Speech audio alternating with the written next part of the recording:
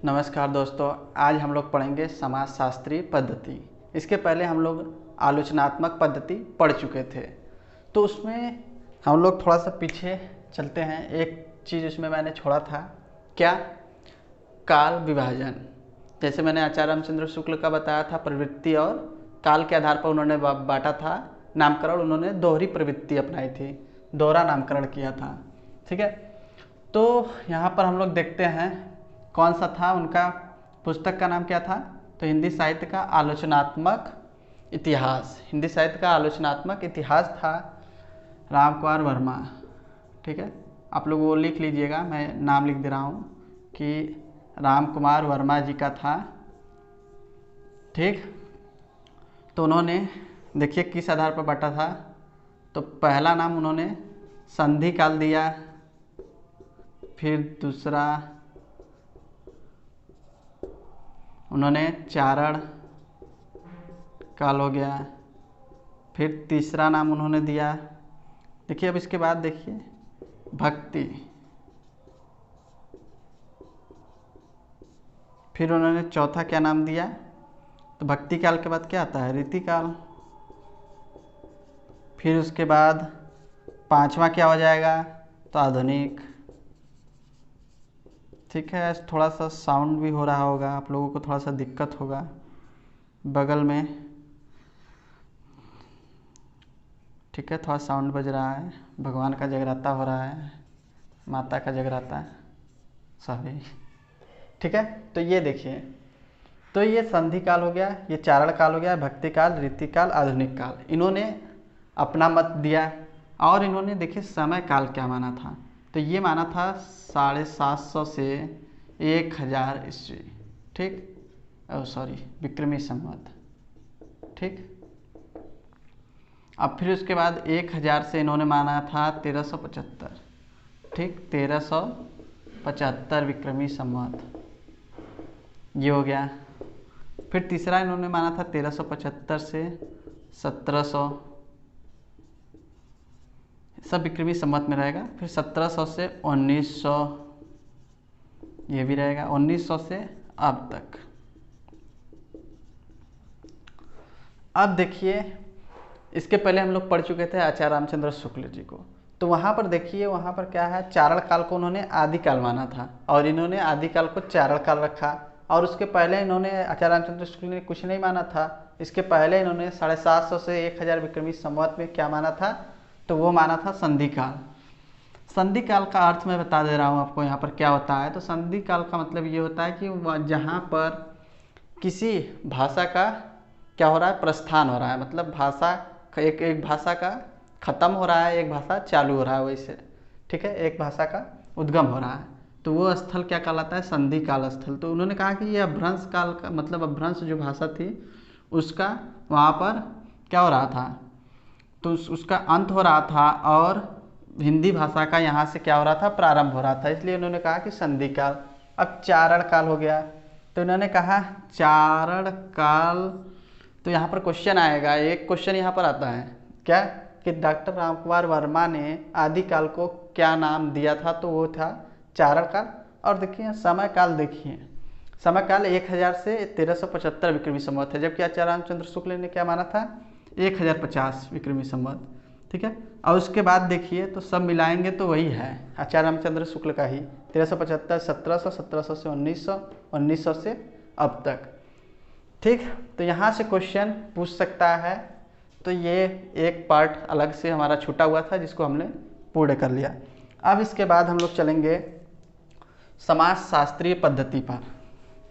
समाजशास्त्रीय पद्धति क्या होता है उसके बारे में हम लोग पढ़ेंगे।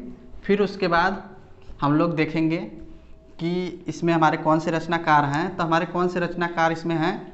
तो वह है आचार्य हजारी प्रसाद द्विवेदी। उन्होंने इस पद्धति का प्रयोग करके लिखा हुआ है अपना रचना, तो उसको हम लोग देखेंगे। तो कौन सी पद्धति है, हेडिंग डाल लीजिए आप लोग, समाजशास्त्रीय पद्धति।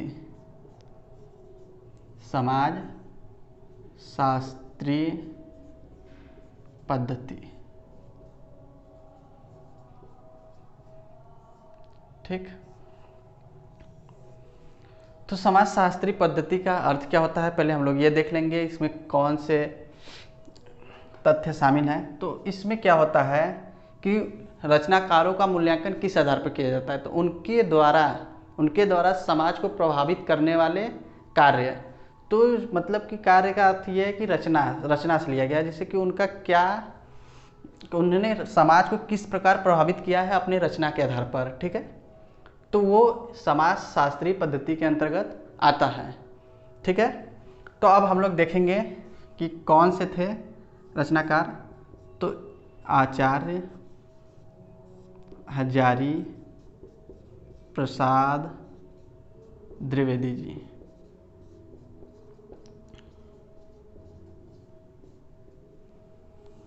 अब इसमें हम लोग देखेंगे तो उन्होंने 3 रचनाएं की थी। 3 रचनाओं में एक था हिंदी साहित्य की भूमिका,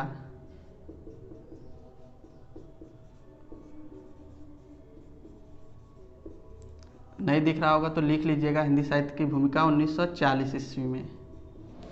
फिर उसके बाद उन्होंने क्या किया, हिंदी साहित्य का उद्भव एवं विकास, हिंदी साहित्य उद्भव एवं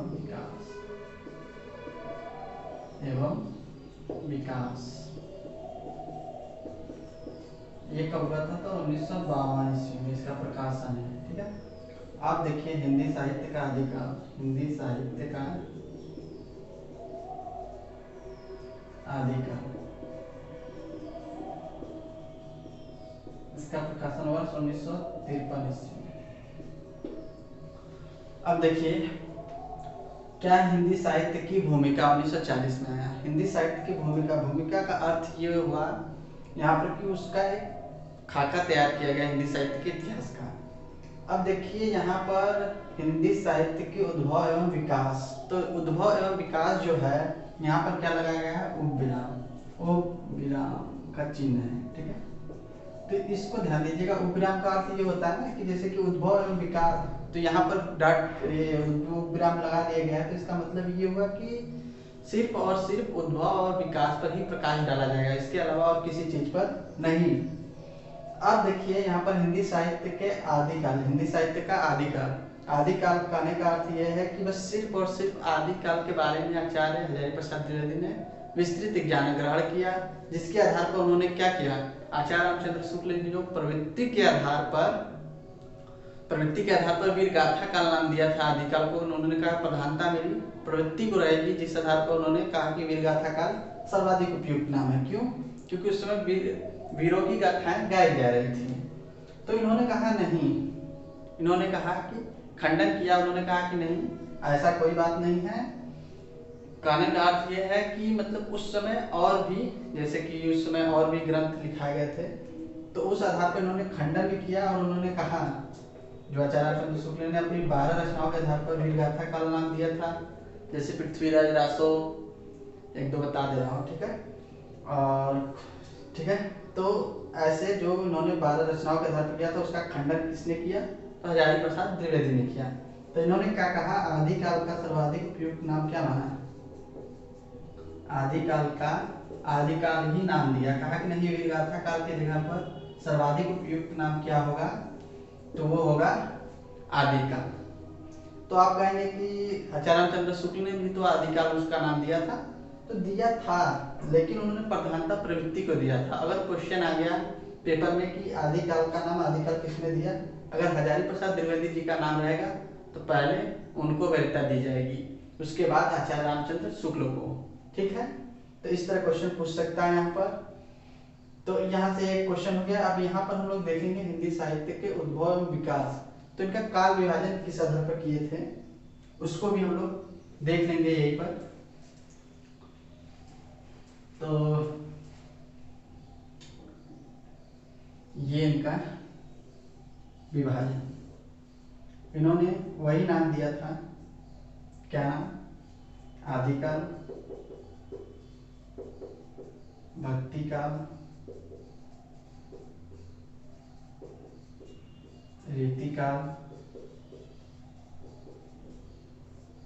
और आधुनिक काल। बस इन्होंने समय, जो समय इन्होंने बांटा था वो थोड़ा सा अलग कर दिया था। उन्होंने कहा कि नहीं, ये 14 से, सॉरी 10 से 14वीं शताब्दी, 14वीं शताब्दी के मध्य है। मध्य का अर्थ ये हुआ कि ये 1050 से लेकर 1450 ईस्वी की बात कर रहे हैं, ठीक। और 14 से फिर 16वीं शताब्दी के मध्य वही सेम, और फिर 16 से 19वीं शताब्दी के मध्य है, ये भी मध्य रहेगा शताब्दी, और 19वीं शताब्दी से अभी तक आधुनिक काल को बांटा था। ये इनका आधार था बांटने का। अब इसके बाद हम लोग आगे चलते हैं। अब हम लोग देखेंगे वैज्ञानिक पद्धति के आधार पर, वैज्ञानिक पद्धति, ठीक है। तो वैज्ञानिक पद्धति के आधार पर तो सबसे पहले हम लोग देख लेते हैं वैज्ञानिक पद्धति होता क्या है। तो इसमें क्या है, शास्त्रीय मान्यता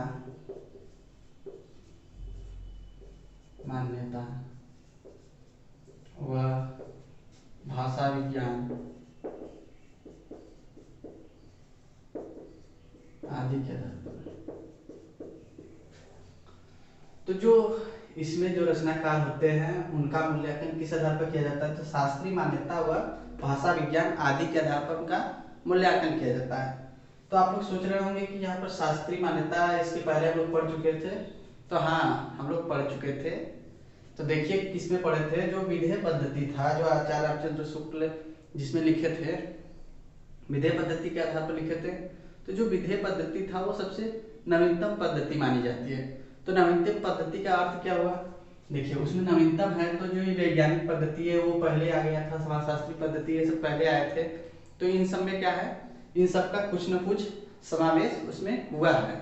जो सही है, सही अर्थों में जिनका प्रयोग किया गया है उनका कुछ न कुछ प्रयोग उसमें विधेय पद्धति में होगा ही, तो इसीलिए है, ठीक है। तो ये हो गया आपका शास्त्रीय था वैज्ञानिक पद्धति। अब इसका सर्वप्रथम भारतीय इतिहासकार किसने प्रयोग किया था हमारे भारतीय, तो वो थे गणपति चंद्रगुप्त। गणपति चंद्रगुप्त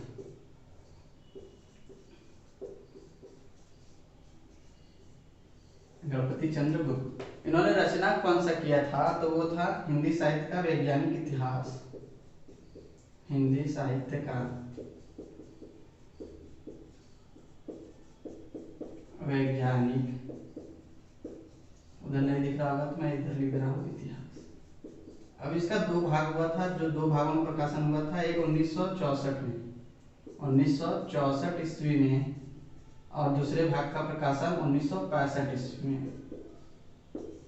ये दो भाग में हुआ था। यहाँ से जो क्वेश्चन पूछता है बस वही बताएंगे, ठीक है। तो यहाँ पर एक और क्वेश्चन है कि इन्होंने पहला कवि किसको माना, तो पहला कवि इन्होंने माना, प्रथम कवि लिख लीजिएगा, प्रथम कवि शालिभद्र सूरी को, शालिभद्र सूरी। और प्रथम रचना इन्हीं के द्वारा भतेश्वर बाहुबली। और इन्होंने ये मानते हैं कि जो हिंदी साहित्य के इतिहास का जो शुरुआत हुआ था जैन साहित्य, जैन साहित्य का अर्थ ये हुआ है राज साहित्य, ठीक है। तो जो राज साहित्य है वही जैन साहित्य है, तो इन्होंने शुरुआत जैन साहित्य से माना है। अब इन्होंने इसमें जो है काल विभाजन कौन कौन से आधार पर किया है, तो वो हम लोग देख लेते हैं काल विभाजन इनका भी। तो इनका काल विभाजन देख लेते हैं। तो इन्होंने काल विभाजन का शुरुआत कहाँ से किया, तो प्रारंभिक, ध्यान दीजिएगा यहाँ पर प्रारंभिक काल लिखा हुआ है, प्रारंभिक क्या, शून्य काल, ठीक है। इसका समय काल इसमें नहीं बताऊंगा, क्योंकि नहीं बताऊंगा, बताने का ना कारण क्या है, क्योंकि इसमें समय काल बताऊंगा, इनका समय काल मान्य भी नहीं है, सर्वमान्य भी नहीं है, तो इसलिए बताना भी उचित नहीं होगा, क्योंकि आप लोग के दिमाग में ये सब क्या है, छवि बढ़ जाएगा, तो क्या है कि वहां पर गलती कर देंगे जो सर्वमान्य है, तो इसलिए तो प्रारंभिक काल। अब ये देखिए प्रारंभिक काल या शून्य काल, यहाँ पर एक डाउट आता है सबको कि आरंभिक काल जो था वो मिस्र बंधुओं ने माना था। क्या माना था? आरंभिक काल, माध्यमिक काल, फिर उसके बाद अलंकृत काल, पूरा वर्तमान काल, तो ये सब था। तो ये देखिए यहाँ पर प्रारंभिक काल है, ठीक है, ध्यान दीजिएगा। एक बार पेपर में आ गया था आरंभिक काल, तो इसलिए क्या है कि आरंभिक काल, मगर वो सही नहीं है। आरंभिक काल जो है कलपति चंद्र ने ही नामकरण किया था। अब इसके बाद हम लोग देख लेते हैं, फिर इन्होंने क्या किया था? माध्यमिक काल। माध्यमिक काल को ये दो भाग में बांट देते हैं। एक बोलते हैं उत्कर्ष काल और एक चरमोत्कर्ष काल। चरमोत्कर्ष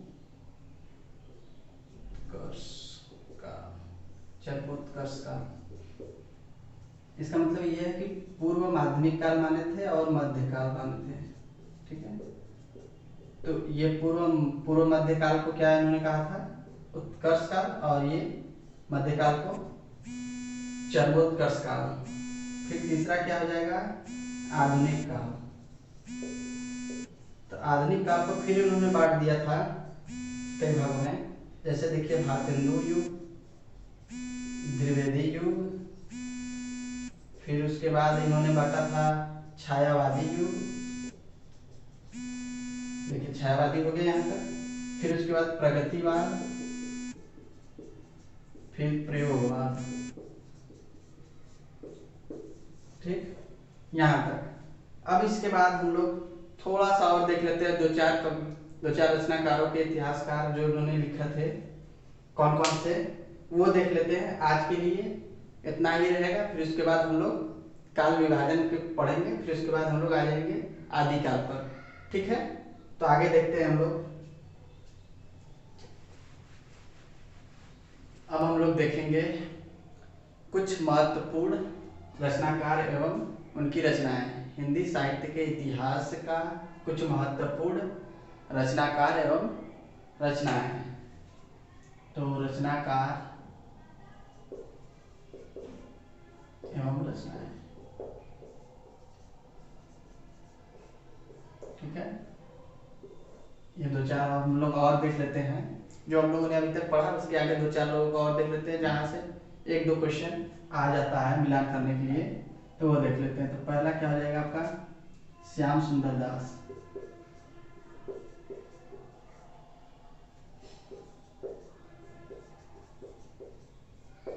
ठीक। हिंदी कोविद रत्नमाला, हिंदी कोविद रत्नमाला। ये कोविद का अर्थ होता है विद्वान। जैसे हमारे इसमें राष्ट्रपति कौन है? रामनाथ कोविंद। तो कोविद का अर्थ क्या होता है? विद्वान। अब हम लोग दूसरा देख लेते हैं, राम नरेश त्रिपाठी, राम नरेश त्रिपाठी।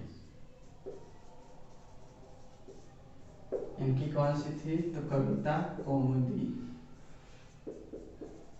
कौमुदी।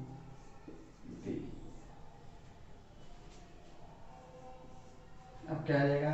इंद्रनाथ मदान,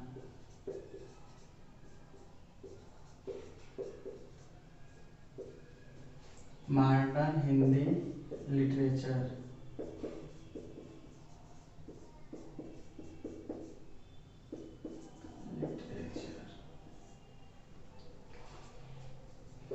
नंद दुलारे वाजपेयी,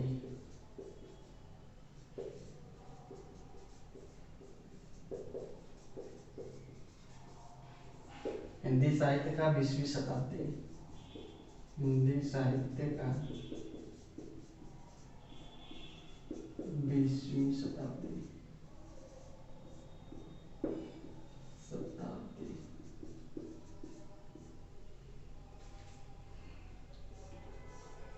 एक लोगों को और देख लेते हैं, मोतीलाल मिनारिया,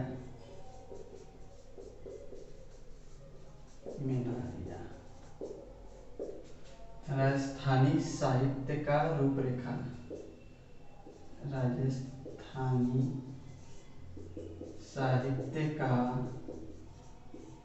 रूपरेखा,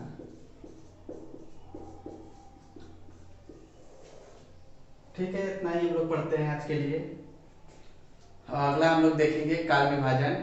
तो काल विभाजन किन किन आधार पर किया जाता है उसको थोड़ा सा हम लोग देखेंगे, और फिर उसके में एक दो और बचे हैं रचनाकार, तो उनका काल विभाजन किस आधार पर उन्होंने किया है। जैसे डॉक्टर नागेंद्र का पढ़ लेंगे हम लोग, जो सर्वमान्य है, नागरी परचार्डी, सभा काशी का, तो ये सब हम लोग पढ़ लेंगे। तो फिर उसके बाद हम लोग आ जाएंगे आदिकाल पर।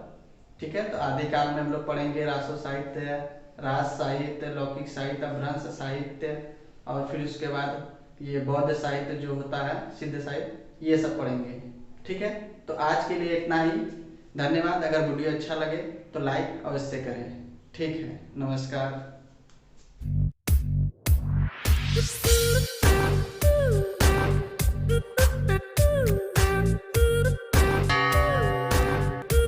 Thank you.